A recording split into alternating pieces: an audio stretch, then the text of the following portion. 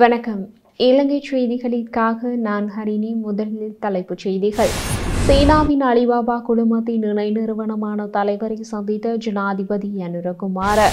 கோடிக்கணக்கிலான வெளிநாட்டு நாணயங்களை கடத்த முயன்ற இலங்கையர்கள் இந்தியாவின் பாதுகாப்பு படை அதிகாரிகளால் கைது.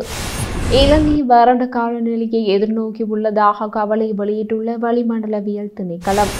இனி விரிவான செய்திகள். இலங்கையின் சர்ச்சைக்குரிய காற்றலை சக்தி திட்டத்திலிருந்து இந்தியாவின் அதானி குழுமம் விலகியதை தொடர்ந்து எதிர்க்கட்சித் தலைவர் சஜித் பிரேமதாச வெளிநாட்டு முதலீட்டாளர்கள் வெளியேறுவது குறித்து கவலை எழுப்பியதுடன் இது ஒரு பாரதூரமான நிலை என்று எச்சரித்தார். அதனை கொடுக்கல் வாங்கல்களும் வெளிப்படைத்தன்மையும் நடத்தப்பட வேண்டும் எனவும் வெளிநாட்டு முதலீட்டாளர்கள் வெளியேறுவது மிகவும் கவலைக்குரிய விடமாகும் எனவும் சஜித் பிரேமதாச தெரிவித்தார். மின்வெட்டு ஏற்படுகிறது, இந்த பிரச்சினைக்கு என்ன தீர்வு என்று கேள்வி எழுப்பினார். மேலும் மின்வெட்டை தடுக்க அரசாங்கம் என்ன நடவடிக்கை எடுத்துள்ளது என்றும் பிரேமதாச கேட்டுள்ளார். எந்த நேரத்திலும் மற்றொரு மின்தடை ஏற்படலாம். மேலும் தேவை குறையும் போது நாளை ஞாயிற்றுக்கிழமை மற்றொரு மின்தடை ஏற்படுவதற்கான வலுவான வாய்ப்பு உள்ளது. இந்த விவகாரம் தொடர்பாக மின்வாரிய அமைச்சர் விளக்கம் அளிக்குமாறு கேட்டுக்கொள்கிறோம் என்றார். அரசாங்க அனுசரணையுடன் வெளிநாட்டு பயிற்சிக்காக வெளிநாடுகளுக்கு செல்லும் மருத்துவ நிபுணத்துவ பயிலுநர்களின் சட்டப்பூர்வ கடமையை மீளாய்வு செல்ல சுகாதார அமைச்சு திட்டமிட்டுள்ளது. அரசாங்க செலவில் பயிற்சிக்காக வெளிநாடு செல்லும் வைத்தியர்கள் பயிற்சி முடிந்த பின் இலங்கைக்கு திரும்ப தவறுவதாக கூறப்படுகிறது. அரச நிதியுதவி பயிற்சி பெற்ற பின்னர் சுகாதார அமைச்சுக்கு தெரிவிக்காமலோ அல்லது தங்கள் பயிற்சிக்காக செலவழிக்கப்பட்ட சட்டப்பூர்வமாக பணியாக்கப்பட்ட நிதியை திருப்பி செலுத்தாமல் வெளிநாடுகளில் தங்கியிருக்கும் மருத்துவ அதிகாரிகளின் எண்ணிக்கை அதிகரித்து வருவதால் இந்த முடிவு எடுக்கப்பட்டுள்ளது. நாட்டிற்கான தங்கள் கடமைகளை நிறைவேற்றாமல் பொது நிதியிலிருந்து பயனடைபவர்களுக்கு அமலாக்கத்தை கடுமையாக்குவது மற்றும் பொறுப்புக்கூறலை உறுதி செய்வதை அமைச்சு நோக்கமாக வைத்திருக்கிறது. MOH மற்றும் PGIM மூலம் நிதியளிக்கப்படும் வெளிநாட்டு பயிற்சி திட்டமானது இருவழி விமான டிக்கெட், தனிநபர் பராமரிப்பு கொடுப்பனவு, உடல் நலம், மருத்துவ இழப்பீட்டு காப்பீடு, விசா கட்டணம், புறப்பாடு மற்றும் வருகை கட்டணம் மற்றும் $1000 புத்தக கொடுப்பனவு உட்பட நிதி உதவிகளை வழங்குகிறது. இலங்கை மின்சார சபையில் இணைந்த பொறியியலாளர்கள் நுரைச்சோலை மின்னுற்பத்தி நிலையத்தின் செயற்பாட்டு நிலைத்தன்மை குறித்து கவலை எழுப்பியுள்ளனர். குறிப்பாக தேசிய மின் கட்டமைப்பின் தற்போதைய உறுதியற்ற தன்மையை கருத்தில் கொண்டு 3 மின் உற்பத்தி இயந்திரங்களும் அதிகபட்ச கொள்ளளவுக்கு தள்ளப்பட்டதால் மின் உற்பத்தி நிலையம் மீண்டும் மூடப்படலாம் என எச்சரித்துள்ளனர். 2 ஜெனரேட்டர்கள் செயற்பாட்டில் உள்ளதாகவும் 3வதாக தயார் நிலையில் உள்ளதாகவும் ஆலை போதுமான அளவு இயங்குகிறது என்று CAB உறுதியளித்துள்ள நிலையில் பொறியியலாளர்கள் ஆலையை 24 மணி நேரமும் முழு சுமையுடன் இயக்குவது சாத்தியமான செயலிழப்புக்கு வழிவகுக்கும் என்றும் எச்சரிக்கின்றனர்.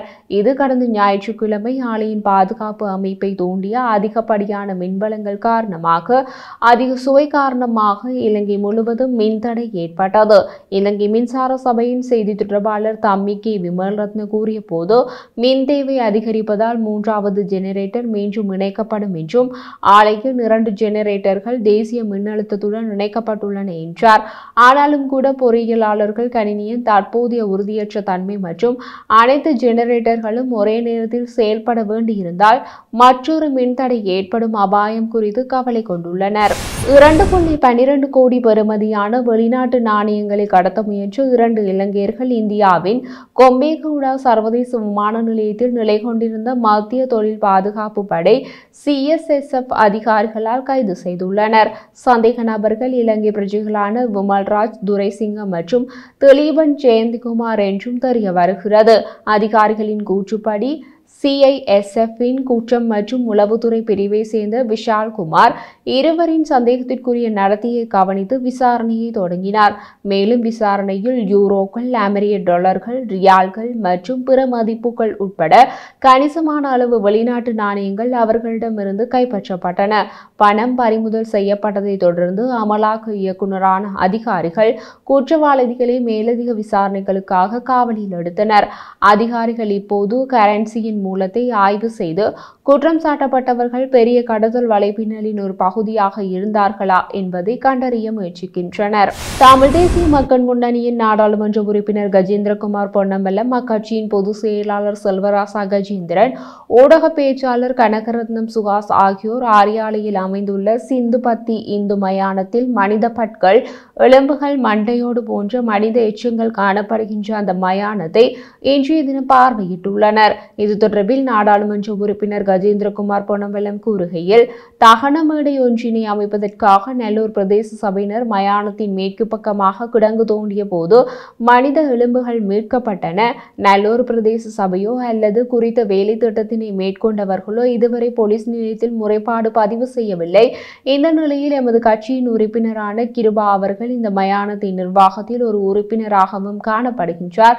அந்த வகையில் இச்சம்பவம் குறித்து போலீஸ் நிலையத்திற்கு முறைப்பாடு செய்யுமாறு அவருக்கு நாங்கள் தெரிவித்துள்ளோம். பிரதேசமானது அன்னளவாக 600 தமிழ் பொதுமக்கள் திட்டமிட்டு படுகொலை செய்யப்பட்டு புதைக்கப்பட்ட இடமாக சொல்லப்படுகின்றது. இந்த மயானத்தில் கடந்த 2011ஆம் ஆண்டு காலப்பகுதி வரை இராணுவத்தின் முகாம் அமைக்கப்பட்டு காணப்பட்டது. அதனால் இந்த மனித புதைக்குழி குறித்து தீவிரமாக ஆராய்வது முக்கியமான ஒன்றாகும். செம்மணி படுகொலைகளின் தகவல்கள் அம்பலமாகிய நிலையில் அது தொடர்பான விசாரணைகள் முடிவுற நிலையில்தான் இந்த புதைக்குழியானது கண்டுபிடிக்கப்பட்டுள்ளது என்று கூறியுள்ளார். ஜனாதிபதி அனுரகுமார சீனாவின் அலிபாபா குழுமத்தின் இணை நிறுவனமான தலைவருமான ஜோசப் சி சாயை சந்தித்தார். தெற்காசியாவின் பிராந்தியத்தில் இலங்கையை டிஜிட்டல் மயமாக மாற்றுவதற்கு அலிபாபா குழுமம் ஆதரவளிக்க தயாராக இருப்பதாக ஜனாதிபதி அனுரகுமாரவிடம் சாய் தெரிவித்தார். டிஜிட்டல் மயமாக்கல் மற்றும் செயற்கை நுண்ணறிவு தொழில்நுட்பத்தில் அலிபாபா நல்ல நடைமுறைகளை கொண்டிருப்பதாகவும் அந்த அறிவை இலங்கையுடன் பகிர்ந்து கொள்ள தயாராக இருப்பதாகவும் அவர் மேலும் தெரிவித்தார். அதற்கு ஜனாதிபதி அனுரகுமார இலங்கை டிஜிட்டல் பொருளாதாரத்தை உருவாக்குவதற்கு செயற்பட்டு வருவதாகவும் இதற்காக டிஜிட்டல் அமைச்சு தனியான ஒன்றை ஸ்தாபித்துள்ளதாகவும் சுட்டிக்காட்டினார். டிஜிட்டல் பணம் செலுத்தும் தளத்தை உருவாக்குவதற்கும் டிஜிட்டல் மயமாக்கலுக்கான மனித வளங்களை தயாரிப்பதற்கும் தற்போதைய அரசாங்கம் அவசர நடவடிக்கைகளை மேற்கொண்டு வருவதாகவும் ஜனாதிபதி குறிப்பிட்டார். இலங்கையில் அலிபாபா குழுமத்தின் செயற்பாடுகளை விரிவுபடுத்துவது மற்றும் உலகளாவிய விநியோக சங்கிலியில் இலங்கையை ஒரு மையமாக மாற்றுவதன் மூலம் விரைவான பொருளாதார அபிவிருத்திக்கான சாத்தியக்கூறுகள் குறித்து இரு தரப்பினரும் கலந்துரையாடினர். இலங்கை தற்போது வறண்ட கால நிலையை எதிர்நோக்கியுள்ளது. அடுத்த 2 வாரங்களுக்கு குறைந்த மழை வீழ்ச்சி எதிர்பார்க்கப்படுகின்றது. மேலும் மார்ச் மற்றும் ஏப்ரல் மாதங்களில் வெப்பநிலை முன்பு இருந்த ஆண்டுகளை விட அதிகமாக இருக்கும் என்று வளிமண்டலவியல் திணைக்களத்தின் அதிகாரி ஒருவர் தெரிவித்தார். எதிர்வரும் மாதங்களில் வெப்ப அலைகள் அதிகரிக்கும் வாய்ப்பும் காணப்படுவதாகவும் வளிமண்டலவியல் நிபுணர் மலித் பெர்னாண்டோ தெரிவித்துள்ளார். வரவிருக்கும் ஆண்டுகளில் வானிலை நிலைமைகளை பாதிக்கும் புவி வெப்பமடைதலின் விரைவான அதிகரிப்பு காரணமாக ஆண்டின் இந்த நேரத்தில் வெப்ப அலைகளை அடிக்கடி இருக்கும் என்று எதிர்பார்க்கலாம். நீங்கள் வெளிநாடுகளிலிருந்து இந்த கால பகுதியில் இலங்கை செல்ல திட்டமிட்டிருந்தால் அதீத வெப்பத்தை சமாளிப்பதற்கான முன்னேற்பாடுகளை செய்வது நல்லது. மத்திய அதிவேக நெடுஞ்சாலை திட்டத்தின் கட்டம் 1 ஆரம்பத்தில் பல ஆண்டுகளாக முடங்கியது. இப்போது சீனாவின் எக்ஸிம் வங்கியுடன் புதுப்பிக்கப்பட்ட பேச்சுவார்த்தைகளின் கீழ் உள்ளது. இது சமகால செலவுகளை பிரதிபலிக்கும் மலிவான விலையில் மீண்டும் தொடங்கப்படுவதை உறுதிப்படுத்துகிறது மற்றும் போக்குவரத்து மற்றும் நெடுஞ்சாலைகள் துணை அமைச்சர் டாக்டர் பிரசன்ன குணசேன தெரிவித்தார். கடவத்தை முதல் மீரிகம வரையிலான திட்டத்தின் முதல் கட்டம் 3 அல்லது 4 வருடங்கள் தாமதமாகிவிட்டதாகவும் ஒப்பந்தக்காரரான எக்ஸிம் வங்கியினால் கணிசமான இழப்பீடு வழங்கப்பட வேண்டும் என்ற கோரிக்கைக்கு வழிவகுத்ததாகவும் டாக்டர் குணசேன தெரிவித்தார். செலவு அதிகரிப்பு காரணமாக ஜனாதிபதி அனுரகுமார தனது சீன பயணத்தின் போது எக்ஸிம் வங்கியின் பிரதிநிதிகளுடன் கலந்துரையாடினார். அடுத்த 2 அல்லது 3 மாதங்களுக்குள் இந்த விவாதங்களை இறுதி செய்ய நவீன பொருளாதார யதார்த்தங்களுக்கு இடமளிக்கும் ஒரு ஒப்பந்தத்தை பெறுவதை அரசாங்கம் நோக்கமாக வைத்திருக்கிறது என்று அவர் கூறினார்.